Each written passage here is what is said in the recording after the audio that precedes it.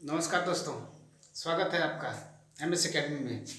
और पिछले वीडियो को हम लोग कंटिन्यू करते हैं। तो in the last video we talk about the ohm's law and thereafter we talk about how the resistivity, resistance and conductivity are defined and what are the respective units and their physical significance को भी हमने देखा था। अभी हम लोग discuss करते हैं कि कंडक्टिविटी के आधार पर on the basis of conductivity हम मटेरियल को कैसे क्लासिफाई कर सकते हैं। तो on the basis of conductivity material को तीन भागों में बांटा गया है: conductor, semiconductor and insulator. Conductor and insulator के बीच का एक और जो है कि मटेरियल होता है जिसको हम लोग सेमीकंडक्टर बोलते हैं।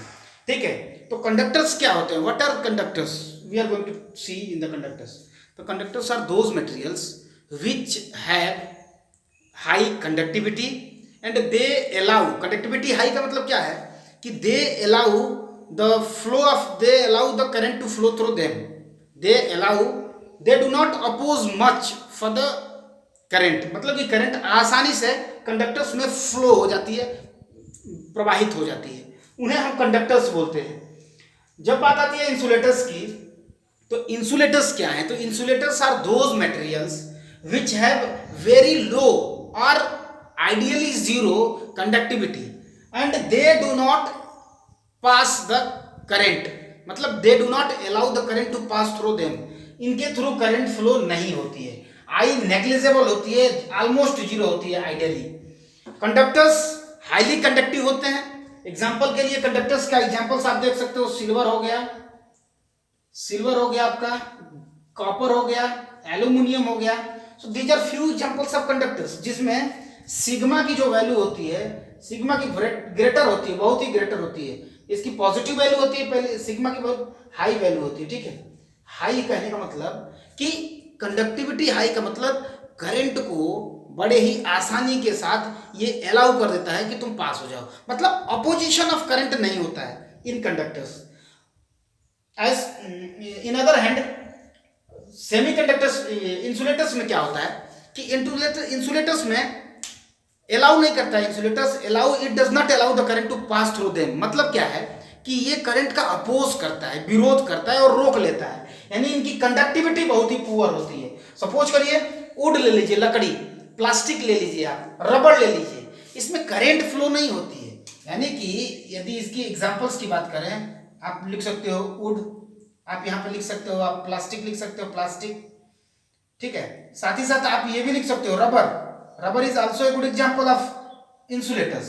ठीक है, इनके थ्रू जो है तो सिग्मा ऑलमोस्ट जो है जीरो होता है, यानी कंडक्टिविटी बहुत ही कम, आइडियली कहें तो जीरो होता है, यानी इनके थ्रू करंट नहीं फ्लो करती है। कंडक्टिविटी के आधार पर इन दोनों के बीच की एक और कड़ी है जिसे हम सेमी कंडक्टर्स बोलते हैं, जिसमें आप आगे पढ़ेंगे, मैं ही बताऊंगा आपको। तो पी टाइप और एन टाइप क्रिस्टल, उसमें इसमें क्या होता है, ये दोनों के बीच की कड़ी है, यानी कि सिग्मा बहुत ज्यादा हाई भी नहीं होता है और सिग्मा लो भी नहीं होता है। मतलब क्या है, कहने का मतलब they allow some amount of current to flow through them. तो सिग्मा की वैल्यू इसमें लो होती है लेकिन जीरो नहीं होता है, सिग्मा लो होता है, आप समझ जाइए। ठीक है, एग्जांपल के लिए आप लिख लीजिए सिलिकॉन हो गया, आप जर्मेनियम लिख लीजिए, सिलिकॉन हो गया, जर्मेनियम हो गया। These are few examples of semiconductors. तो सेमीकंडक्टर्स के बारे में हमको डिटेल पढ़ना है, इसका अलग से एक यूनिट भी दे रखा है आपको। We will talk about that and we will take few videos to complete that. ठीक है, जिसमें आप पढ़ेंगे डोपिंग क्या है। तो डोपिंग में मैं बताऊंगा आपको किस प्रकार से एडिशनल हम कंडक्टिविटी बढ़ाने के लिए किस तरह से हम लोग इंप्योरिटीज ऐड करते हैं पी टाइप क्रिस्टल में, एन टाइप क्रिस्टल में। These all are the point we will cover in the latter half of this physics. So we will talk about that. Insulator आप समझ लिए, कंडक्टर्स आप समझ लीजिए। अब आप समझिए ओम्स लॉ आपने पढ़ा था। ओम्स लॉ में आपने क्या देखा? You saw that Ohm's law is stating that the current is proportional to the voltage। ठीक है, यानी कि उसके थ्रू अगर देखा जाए, एक चीज और मैं बताना यहाँ पे भूल गया आपको, क्या कि जो अल्फा होता है, अभी जो लास्ट वीडियो में बाइंड अप कर रहा था तो अल्फा से मैं बाइंड अप किया था, जिसमें आपको बताया था कॉफिशिएंट ऑफ टेम्परेचर होता है, कॉफिशिएंट ऑफ टेम्परेचर, कॉफिशिएंट या कॉफिशिएंट ऑफ टेम्परेचर। अल्फा को मैं बताया था टेम्परेचर कॉफिशिएंट। तो जो अपना कंडक्टर्स होता है, कंडक्टर्स की प्रॉपर्टी ये है कि कंडक्टर्स में जैसे जैसे टेम्परेचर बढ़ता जाता है उनका रेजिस्टेंस बढ़ता जाता है, यानी कि अल्फा की जो वैल्यू होती है, अल्फा मतलब टेम्परेचर कोफिशिएंट, इसमें पॉजिटिव होती है। किसमें? याद करिएगा, कंडक्टर्स है positive value of alpha, that means with rise in temperature the resistance of the conductors also rises. मतलब कंडक्टर्स की जो अपोजिशन प्रॉपर्टी है वो बढ़ जाती है, किसके साथ? टेम्परेचर के बढ़ने के साथ साथ। जब हम बात करते हैं सेमीकंडक्टर्स की और इंसुलेटर्स की, ठीक है, इंसुलेटर्स की, ठीक है, सेमीकंडक्टर्स और इंसुलेटर्स में बात जब आती है तो इन दोनों में जो अल्फा की वैल्यू होती है वो नेगेटिव होती है। आप समझिएगा, कोई भी पूछे आपको हमेशा याद रखना है, कॉम्पिटिटिव एग्जाम के लिए खास करके, alpha has a positive value in case of conductors but alpha has a negative value in both the cases, in case of semiconductors as well as insulators. मतलब सेमीकंडक्टर्स में भी, अर्धचालक में भी और इंसुलेटर्स में भी, ठीक है, दोनों में इनकी वैल्यू जो है नेगेटिव रहती है, जबकि अल्फा की वैल्यू चालक में मतलब कि कंडक्टर्स में पॉजिटिव होती है। यानी कि अल्फा के बढ़ने के साथ साथ जो रेजिस्टेंस की वैल्यू है इसमें घटती जाती है, ठीक है, ये चीज है। यानी कि एक तरह से आप देखा जाए तो जो कंडक्टर्स होते हैं, कंडक्टर्स क्या करेंगे, यानी कि अल्फा के बढ़ने के साथ साथ यदि रेजिस्टेंस बढ़ता जा रहा है, मतलब कि टेम्परेचर के घटने के साथ साथ रेजिस्टेंस घटता जाएगा, तो यदि हम एब्सोल्यूट जीरो की बात करें, यानी एब्सोल्यूट जीरो की बात करें, तो एब्सोल्यूट जीरो पर क्या होगा? कंडक्टिविटी बहुत हाई हो जाती है। तो इसी में से एक जो है टर्म आता है जिसे हम सुपर कंडक्टर्स बोलते हैं। क्या बोलते हैं? Super conductors. तो कोई पूछे आपसे सुपर कंडक्टर्स क्या है, तो सुपर कंडक्टर्स वो मटेरियल्स होते हैं जिनकी कंडक्टिविटी इनफाइनाइट होती है। इनफाइनाइट कहने का मतलब क्या है? थोड़ा सा भी आप पोटेंशियल अक्रॉस द कंडक्टर्स दे दीजिए, huge amount of current will flow through that. मतलब क्या है कि सुपर कंडक्टर्स में रेजिस्टेंस की वैल्यू नेग्लिजिबल होती है, बहुत ही कम होती है, ऑलमोस्ट कहें, आइडियली कहें तो जीरो होती है, तभी तो हमारी कंडक्टिविटी जो है कि इनफाइनाइट है। So ideal, it is an ideal condition at the absolute temperature, at the absolute temperature the superconductors behave such that the conductivity is maximum, that is infinite। बहुत ज्यादा कंडक्टिविटी होती है सुपर कंडक्टर के through, थोड़ा सा भी potential दीजिए, huge amount of current will flow through that, ठीक है। ये अपना थोड़ा सा सेमीकंडक्टर्स के बारे में, सेमीकंडक्टर्स के बारे में हम लोग क्लास लेंगे, that we will take about that, ठीक है। अभी सुपर कंडक्टर्स की मैंने बात किया, और जो अल्फा की वैल्यू है आपको देखा, टेम्परेचर कोएफिशिएंट किसमें पॉजिटिव होता है? कंडक्टर्स में। नेगेटिव किसमें होता है? सेमीकंडक्टर्स में और इंसुलेटर्स में, ठीक है।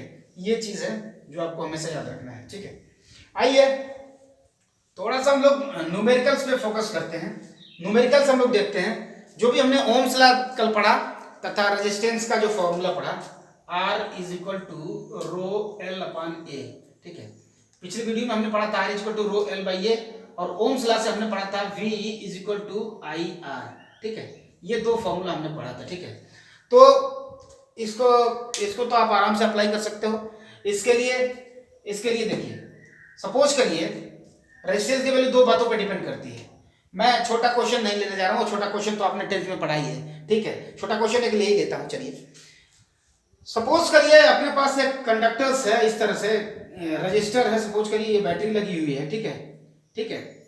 अभी हम रेजिस्टेंस का इक्विवेलेंसी हम लोग नहीं पढ़े हुए, अभी उसके लिए हम लोग थोड़ा सा समझ लेंगे अपने आप को, ठीक है। सपोज करिए आर की वैल्यू आपकी 50 ओम है, और यहाँ से जो V की वैल्यू है ये 5 वोल्ट है। तो कोई पूछे कि कितनी amount of current will flow through that. देखिए ये क्लोज जो क्लोज एक सिस्टम आपको दिखाई दे रहा है, यदि ये क्लोज होता है तो इसको हम लोग सर्किट बोलते हैं, ये एक नेटवर्क है, और क्लोज नेटवर्क को ही हमने लूप बोलते हैं। तो इस लूप में कोई पूछे कि what is the amount of current flowing through this loop, तो आप ओम्स लॉ लगाएंगे। According to Ohm's law V is equal to IR, that means I is equal to V by R definitely. और V की value आपकी दी है आपको 5 volt upon R की value दी है 50, यानी कि आप जैसे ही इसको एलिमिनेट करेंगे आपको मिल जाएगा 0.1, यानी 0.1 मिली 0.1 एम्पियर, या आप चाहे तो लिख सकते हैं 100 मिली एम्पियर। समझ पा रहे हैं बात को? कहने का क्या मतलब है?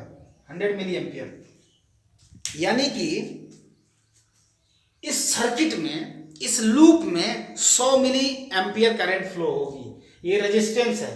यदि रेजिस्टेंस का मान आप बढ़ा दें, देखिए यदि रेजिस्टेंस का मान आप बढ़ा दें, सपोज करिए इसी रेजिस्टेंस का मान आप 50 न रख के अब 100 हो गया, तो जैसे ही यहाँ पे 100 हो जाएगा ये कैंसिल आउट हो जाएगा, और कैंसिल आउट होके अब ये 50 न रह के, अब ये 100 न रह के यहाँ पे 50 हो जाएगा। सो करंट की अमाउंट घट गया। क्यों घटा? क्यों घटा? क्योंकि रेजिस्टेंस का मान, रास्ते में जो रुकावट है उसका मान बढ़ गया है, मतलब अब ज्यादा रुकावट है। The greater the value of resistance, lesser will be the value of current flowing through that circuit. ये बात आपको याद रखना है। That was a very simple question, आपके स्टैंडर्ड का नहीं था, लेकिन चूंकि वी आर बिगिनिंग सो एक बेसिक क्वेश्चन से ही शुरू करना था। चलिए अभी हमको क्वेश्चन जो लेना है वो ये है कि सपोज करिए अपने पास एक कंडक्टर है, एक कंडक्टर जिसकी लेंथ आपको L दे रखी है। The length of the conductor is L and it's area of cross section is A। ठीक है, क्वेश्चन इज वेरी सिंपल।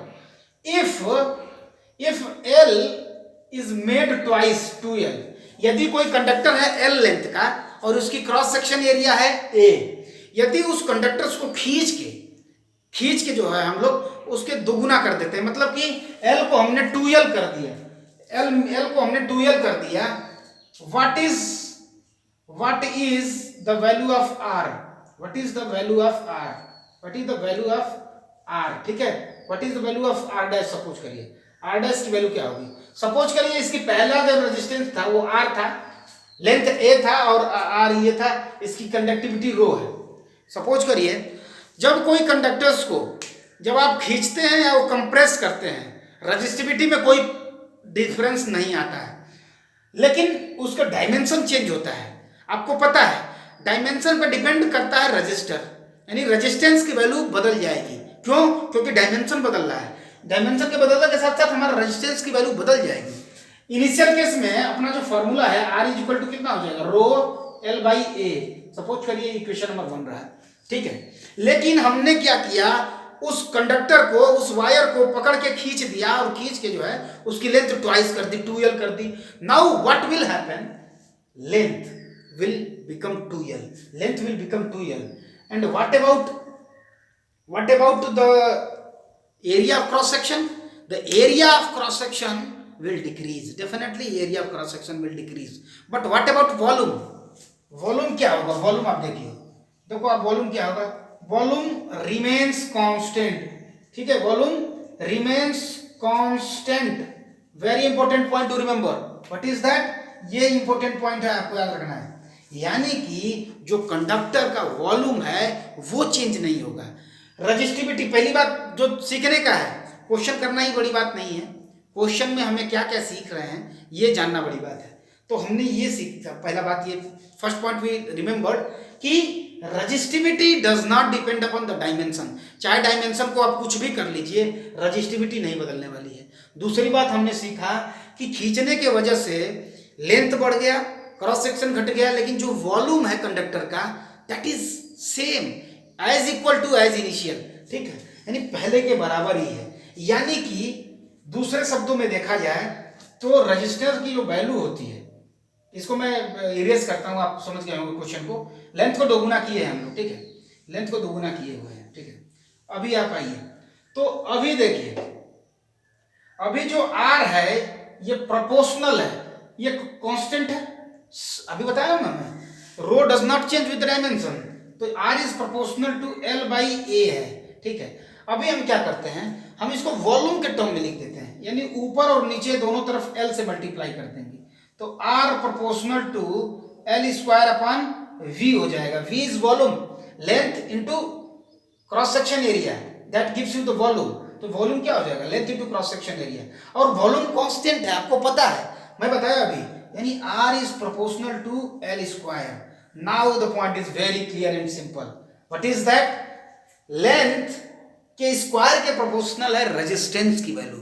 यानी कि यदि लेंथ में हम चेंज करेंगे तो रेजिस्टेंस स्क्वायर टाइम्स चेंज होगा। समझ पा रहे हैं आप?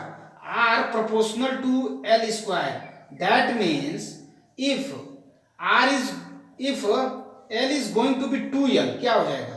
आर डैश क्या हो जाएगा? R dash is equal to R dash is proportional to 2l square हो जाएगा, यानी R dash is proportional to 2 square 4l square.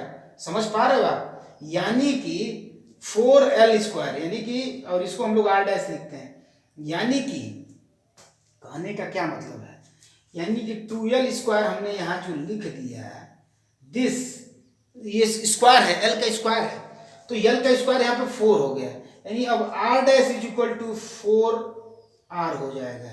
कैसे, क्यों और कहाँ से? तो हमने ये चीज निकाल लिया कि r is proportional to l square, r is proportional to l square, और l के जगह पे हमने 2l रखा, क्योंकि l बदल रहा है ना, हमने खींच के लंबाई जो है दोगुना कर दी है। दोगुना करने का मतलब उसमें वॉल्यूम में तो कोई चेंज नहीं हुआ, वॉल्यूम में चेंज नहीं हुआ तो लेंथ तो दोगुनी हो गई। ठीक है, अभी मैं इसको इरेज कर रहा हूँ, अभी देखिए, यानी हमें क्या मिला कि अब r dash is equal to rho, अब 2l बाई जो है ये हो जाएगा फॉर्मूला के अकॉर्डिंग टू द फॉर्मूला।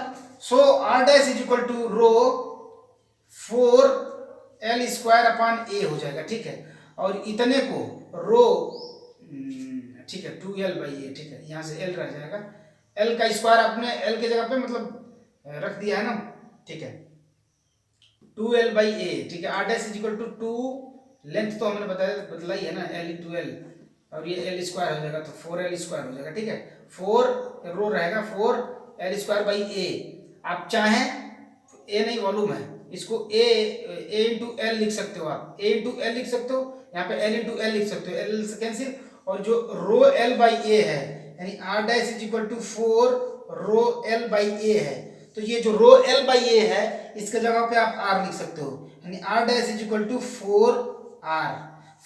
ये रहा मतलब सॉल्यूशन करने का।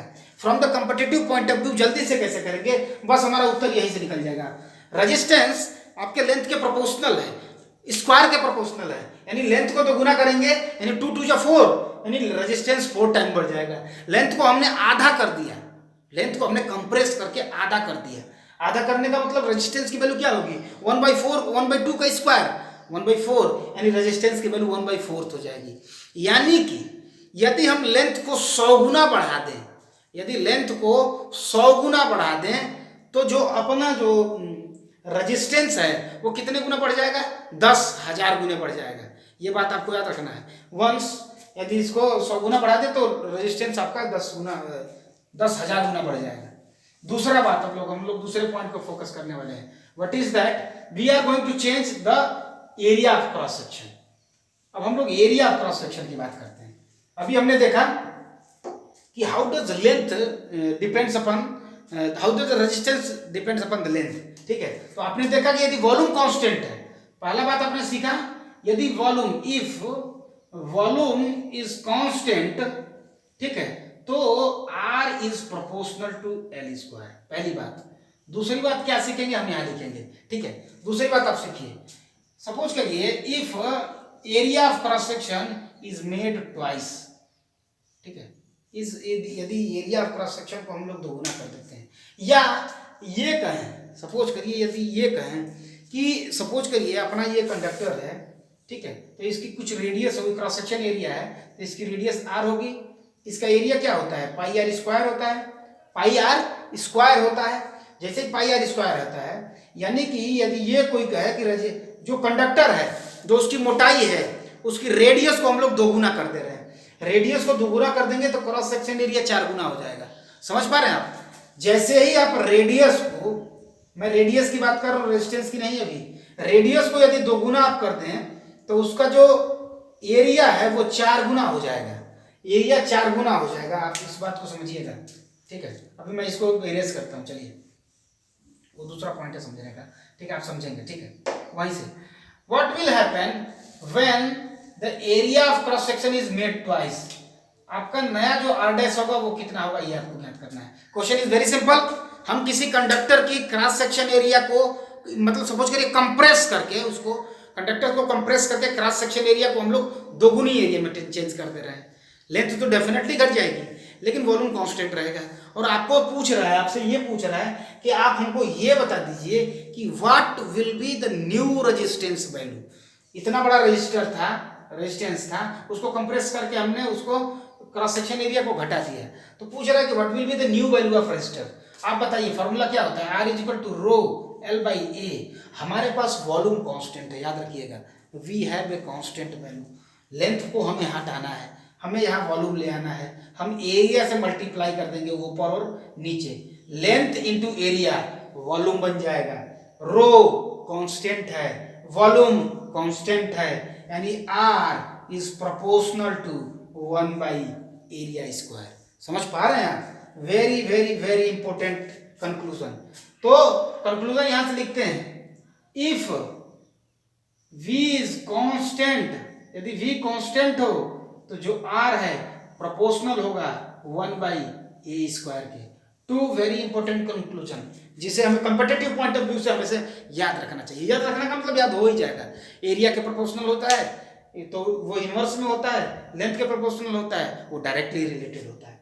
Now the question we are going to solve, यहीं से क्वेश्चन कर लेते हैं। एरिया को आपने 2 गुना कर दिया, 2 का स्क्वायर 4 गुना, तो रेजिस्टेंस की वैल्यू 1/4 हो जाएगी। Very simple, isn't it? That is what I am trying to let you know कि क्या है actually. This is the point I am trying to tell you. क्या है कि यदि आप एरिया ऑफ क्रॉस सेक्शन को, यदि एरिया ऑफ क्रॉस सेक्शन को जिसके थ्रू कंडक्टर के थ्रू करंट फ्लो हो रहा है, if you are increasing by 2 times, suppose करिए 4 मीटर स्क्वायर था क्रॉस सेक्शन एरिया, आपने इसको 8 मीटर स्क्वायर कर दिया। 4 को 8 मीटर स्क्वायर करने का मतलब क्या है, क्रॉस सेक्शन एरिया को हमने दोगुना कर दिया।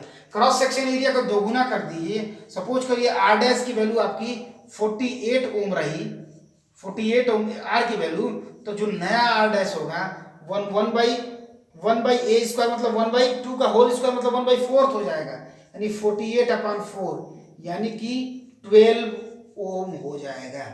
Wonderful conclusion. These are 2 really really wonderful conclusions जो आपको हमेशा और हमेशा याद रखना है। क्या कि क्या होता है जब किसी कंडक्टर को खींच के उसकी लेंथ को बढ़ा देते हैं तो उसके रेजिस्टेंस पे क्या प्रभाव पड़ता है, पहला कंक्लूजन। दूसरा कंक्लूजन क्या होता है, what happens when the cross section area is made twice by compressing any conductor. तो दोनों में आपने देखा, दोनों कंक्लूजन देखा, दोनों के क्वेश्चंस को भी हमने करा दिया। ठीक है, विद द फिगर आपको ज्यादा समझ में आता है, जल्दी से समझ में आता है, इसलिए I took these examples. So hope you are comfortable. ठीक है, ठीक है, तो नेक्स्ट वीडियो में हम लोग मिलते हैं। नेक्स्ट वीडियो में हम लोग देखेंगे कुछ इंपॉर्टेंट पॉइंट के बारे में चर्चा करेंगे। देखेंगे कि resistor, combination of resistors, conductors का कॉम्बिनेशन क्या ऐसे होता है, रजिस्टर का कॉम्बिनेशन थोड़ा सा देखेंगे हम लोग, इंडक्टर्स का कॉम्बिनेशन कैसे होता है और कैपेसिटर का कॉम्बिनेशन कैसे, तीनों we are going to talk about in the next video. और इक्विवेलेंट निकालने के लिए हम लोग बेहतरीन क्वेश्चंस करेंगे, एक से एक बेहतरीन क्वेश्चन करेंगे। ठीक है, तो आइए मिलते हैं नेक्स्ट वीडियो में। Thank you.